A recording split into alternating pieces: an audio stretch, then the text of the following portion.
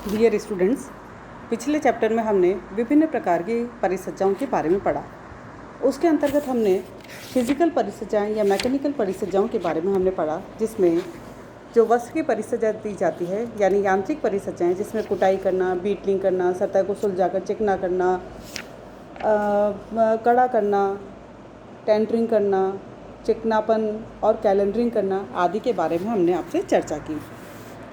इस चैप्टर में हम विभिन्न प्रकार की रासायनिक परिसज्जाओं के बारे में बात करेंगे, जिसके अंतर्गत हम मर्सराइजिंग क्या है, सिल्बर्ट रोधी परिसज्जा क्या है, अग्निभेद परिसज्जा के बारे में बात करेंगे, जल अभेद परिसज्जा के बारे में बात करेंगे, विरंजन कीट रोधी परिसज्जा, फफूंदी रोधक परिसज्जा, वजन बढ़ाना, अवशोषण क्षमता, मिट्टी, दाग धब्बे आदि के प्रति अवरोधकता जो है उसके बारे में हम बात करेंगे, बैक्टीरिया रोधी परिसज्जा की बात करेंगे, एंटी स्नैग की बात करेंगे और एंटीसेप्टिक परिसज्जाओं के बारे में आपसे विस्तार से चर्चा करेंगे। अब सबसे पहले हम बात करते हैं मर्सराइजिंग प्रोसेस, यानी मर्सराइजिंग प्रोसेस क्या है। इस परिसज्जा के द्वारा वस्त्र को सुंदर बनाया जाता है, कोमल बनाया जाता है, चिकना और चमकदार, जैसा कि सारी परिसज्जाएं की जाती है। अधिकतर ये जो परिसज्जा है जिसे हम मर्सराइजिंग कहते हैं, यह सूती वस्त्रों और धागों पर की जाती है।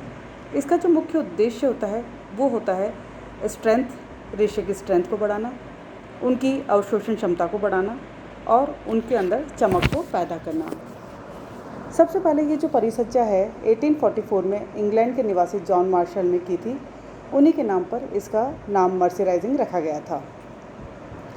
इस प्रक्रिया में क्या होता है कि सबसे पहले जो रेशे होते हैं वो फूल जाते हैं और वस्त्र लंबाई में सिकुड़कर चौड़ाई में बढ़ जाते हैं।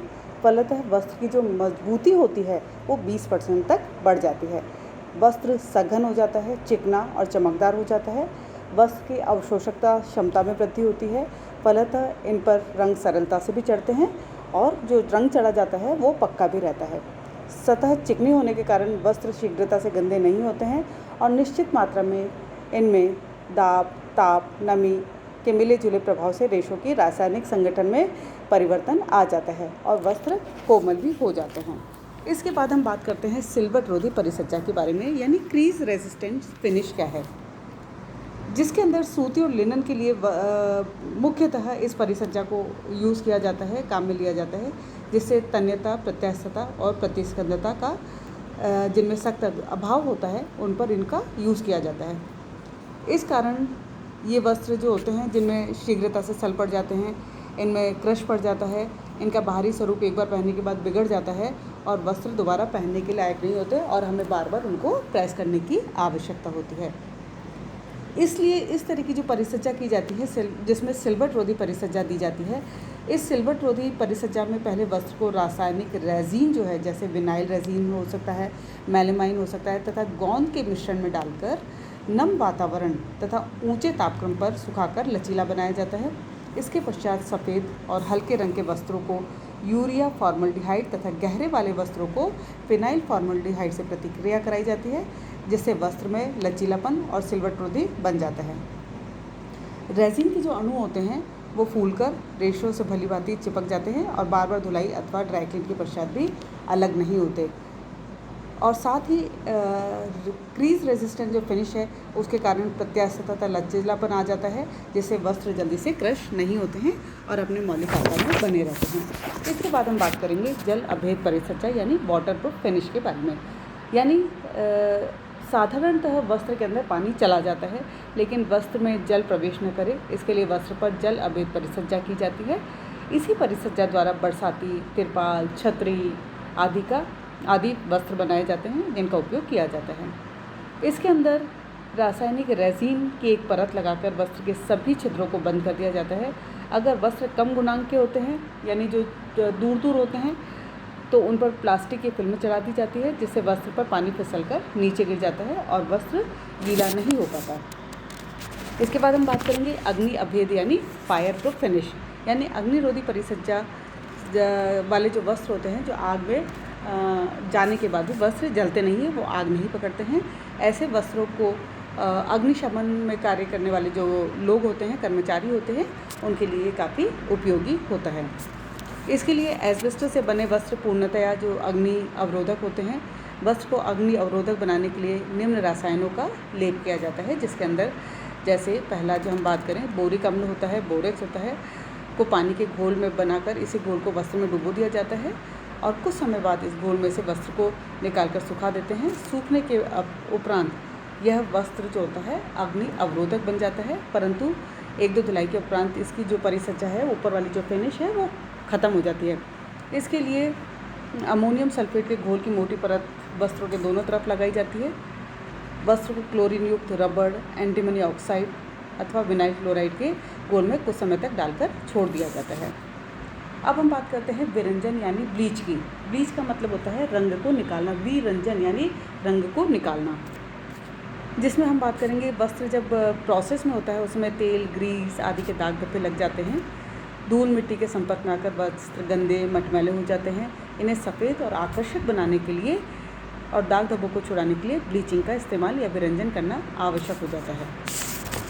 विरंजन से वस्त्र श्वेत और उज्ज्वल हो जाते हैं। सफ़ेद वस्त्र पर किसी भी प्रकार की परिसज्जा की जा सकती है। सफ़ेद वस्त्र पर जब ये परिसज्जा की जाती है तो ये चमक उठते हैं।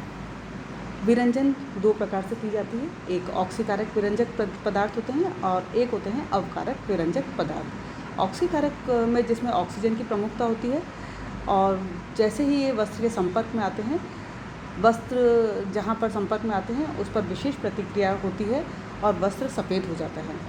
जैसे नमी, सूर्य का प्रकाश, hydrogen peroxide, sodium hypochloride, potassium dichromate, sodium chloride, potassium chromate आदि जितने भी ये सब्सटेंस है ये ऑक्सीकारक विरंजक हैं। इसके अलावा सूर्य की किरणें जो होती है प्राकृतिक विरंजक का काम करती है, यानी अगर धूप में वस्त्रों को डाल दिया जाए तो प्राकृतिक रूप से कपड़े का रंग निखर आता है।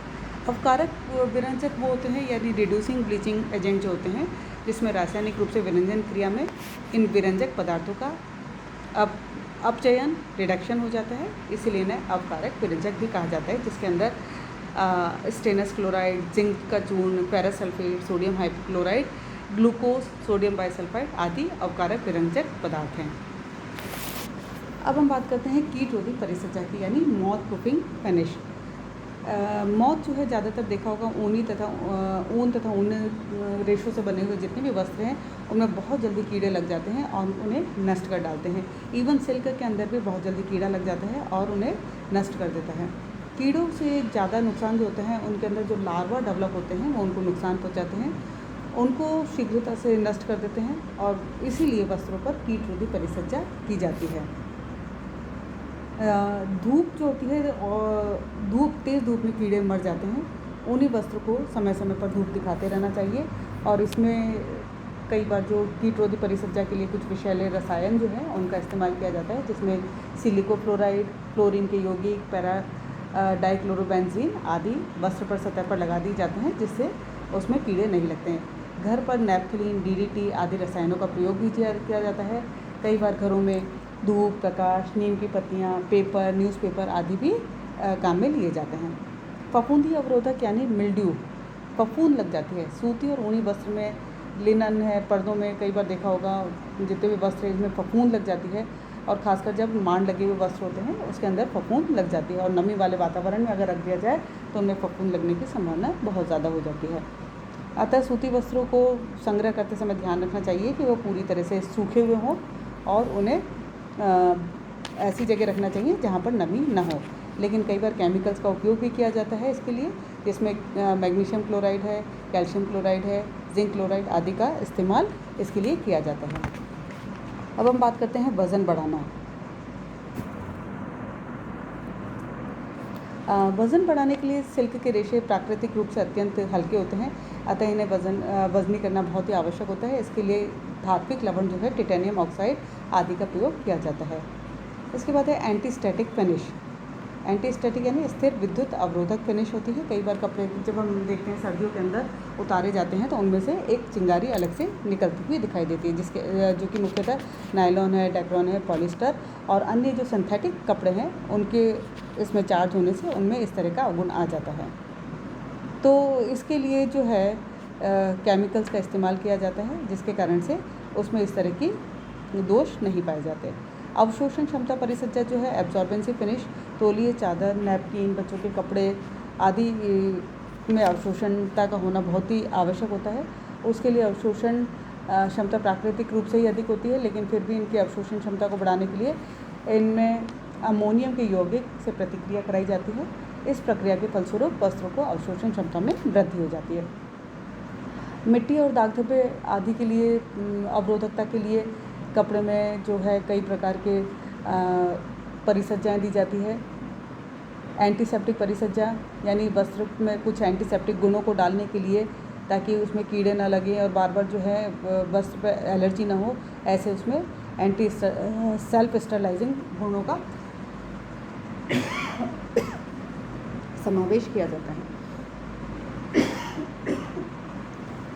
एंटी स्नैक फिनिश जो होती है, नीटिंग से जो बने हुए वस्त्र होते हैं उनमें नीटिंग से बने हुए वस्त्र जो होते हैं सुंदर होते हैं, आकर्षक, कोमल और कांतिमय होते हैं, परंतु नीटिंग से बने में उधड़ जाने का दोष पाया जाता है। उसमें एंटी स्नैक परिसज्जा दी जाती है।